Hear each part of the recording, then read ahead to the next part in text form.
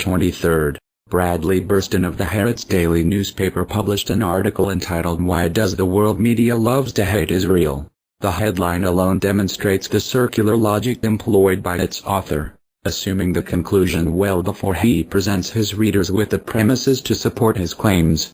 The central focus of this misleading article rests on the assumption that the world's privately owned media has a particularly pernicious way of disseminating a negative, harmful, or simply biased view towards Zionist Israel. What is most interesting about this piece, though, is the complete absence of any mention of the way in which the Western bourgeois media, through catering to its shareholders, advertisers, and readership, has historically shown a very unambiguous pro-Zionist and pro-Israel agenda in its reporting, especially during times of armed conflict between Israeli and Palestinian forces.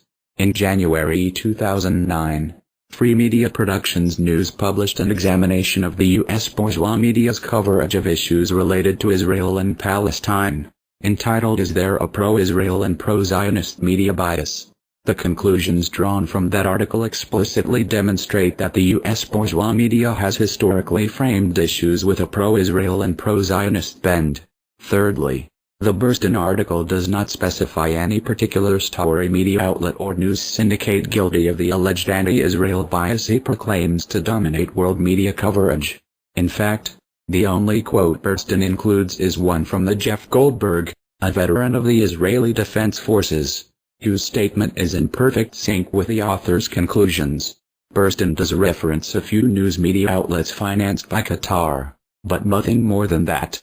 Burston alleges that these media outlets employ footage including graphic depictions of wounded and killed children and other civilians suffering at the hands of violence perpetrated by the IDF. Burston takes issue with this, and obviously this falls into his paranoia that there is a worldwide media conspiracy against Israel. But that's a ludicrous assertion from this specific premise. This is incorrect on two levels.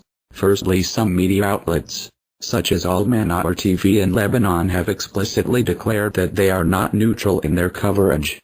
Secondly, honest quality journalism means depicting the truth, and if scenes of mutilated children, women, and the elderly are occurring on the ground, then why shouldn't a journalist include that in his coverage?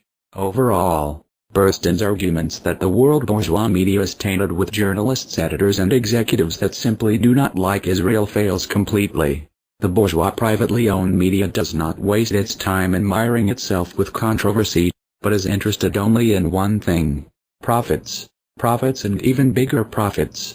It does not task itself in exposing contradictions or accurately showing the truth behind the aggression, militarism, and neocolonialism in the occupied regions of Palestine. For more information, visit www.freemediaproductions.info.